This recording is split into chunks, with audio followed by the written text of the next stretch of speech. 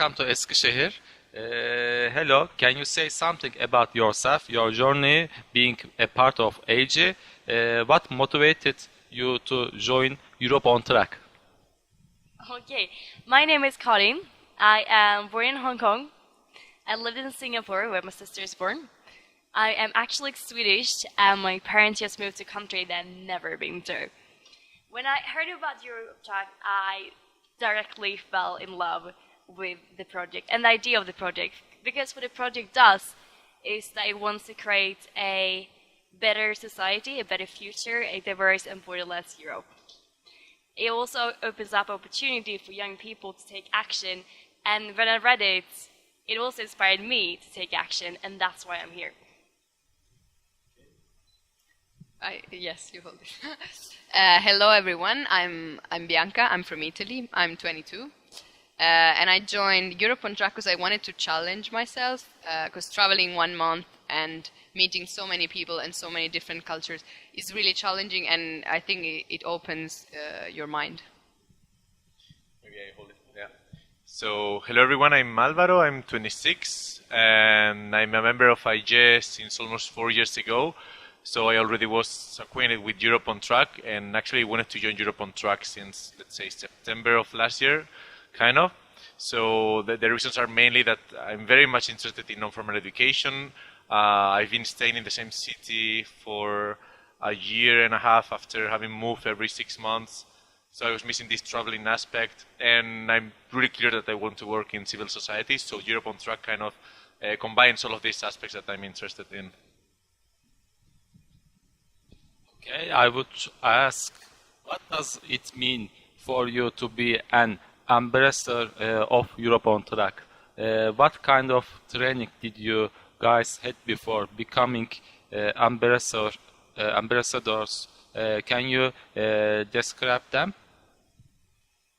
What does it mean to be ambassador of Europe on Track? It means a lot. One, it's challenging. It really is a challenging job, but also that's what makes it so interesting and so much fun, and also that you learn a lot from it.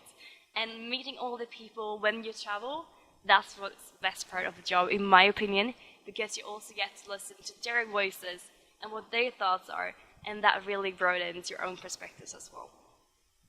Okay.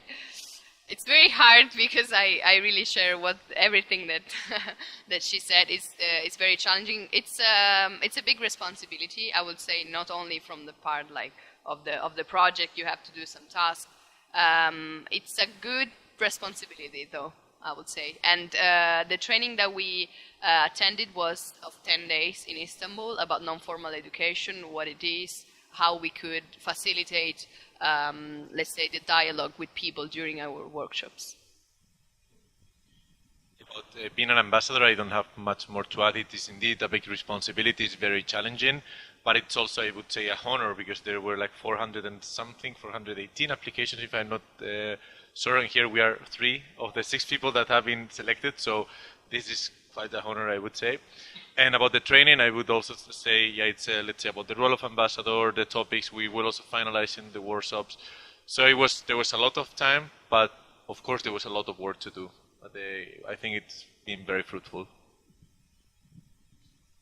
You are branded as Red Team. Is there any specific reason behind Red as team name? Can you say about your task as Red Team? Is there any difference from another team? Who is the best one? Or Who's the best one? You know, we love the Team Blue. If the Team Blue is watching, we love you. We love you. But when it comes to why we are the Red Team, well, It's because this team is on fire! Yeah. What were the other questions? now coming to your journey, where did it begin? And can you share your hardships throughout your journey till Eskişehir so far? Wow. Well, the journey actually began way before we met each other in real life. For me, it began in Australia, because that's where I was when we had our first Skype call together. We had been working, I think, 1 month or more before we actually met each other in Istanbul for official training, having a lot of Skype interviews, taking all the workshops, gathering together opinions and thoughts. So it's been a long journey so far, but also super interesting.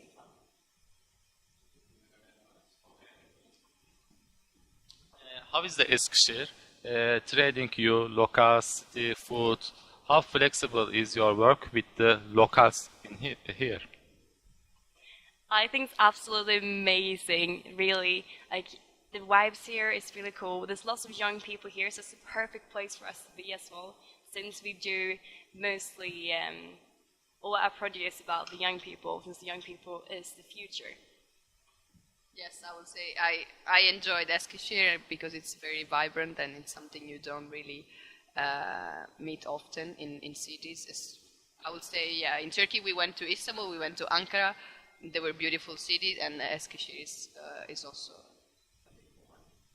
Yeah, I mean, I don't have much to add, but the fact that you can really feel in the city when you are walking by that it's very vibrant and very young, and you can see it's very much full of energy. Thank you. Yeah, I born in here. What have you tried and loved? There's so much that I think I can speak for all of us that we tried and loved. The food here is absolutely amazing. Can you just start there? Like, for example, I absolutely love all your kinds of kebab because I understood there's not one kind of kebab. Kebab is much more than the one we have, for example, in Sweden, which is your doner kebab that we usually have. It's delicious. From the vegetarian side, I I also loved all the food, and I think it's hard to be a vegetarian in Turkey, but it's not impossible. So. Yeah, also the food, like çiğ köfte, kumru, the Adana kebab, everything. Really, I'm getting so fat in here, but I love it. I know our foods is better than European foods.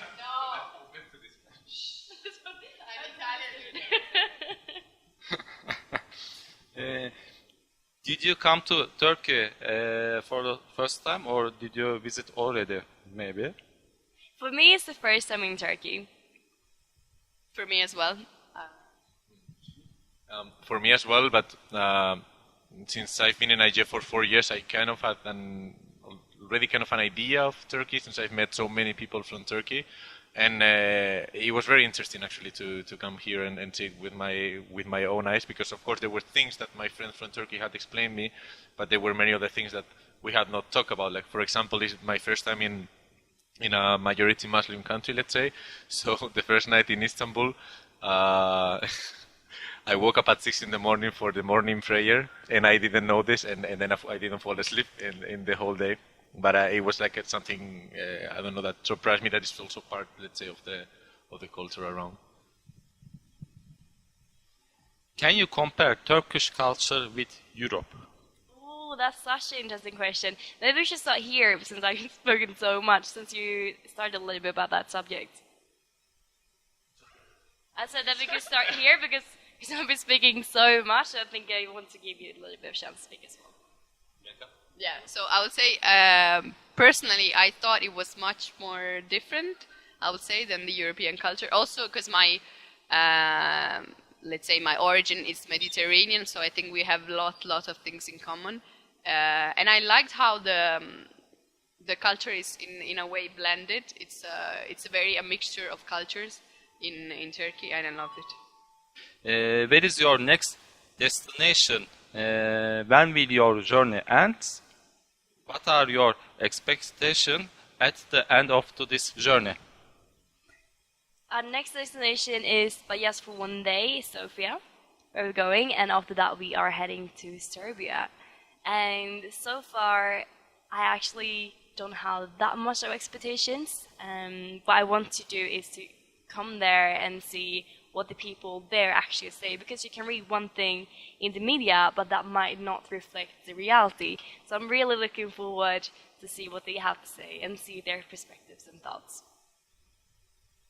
Yes, I mean, the expectation when I think of ourselves ending the journey, that would be at the end of April, basically in Brussels, beating the other team. I would say we will have a lot of things to tell about our journey, and yes, it's going to be very interesting also to see how the other team went. Yeah. For me, it's my expectations. Rather than thinking of the aftermath of the project, I'm thinking of all the stuff, because in the end we are talking about the challenges that Europe is facing in general.